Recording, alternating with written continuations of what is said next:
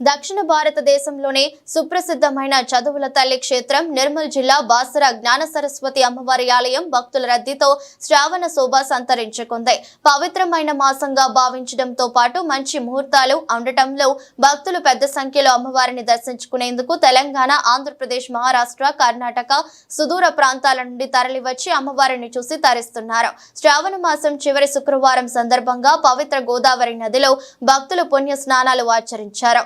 అనంతరం ప్రత్యేక అభిషేకాలు, పూజలు, తల్లిదండ్రులు తమ చిన్నారులకు ఆలయ అర్చకుల చేత కుంకుమార్చన, అక్షరాభ్యాస పూజలు చేయించి అమ్మవారిని దర్శించుకుని మొక్కులు తెచ్చుకున్నారు.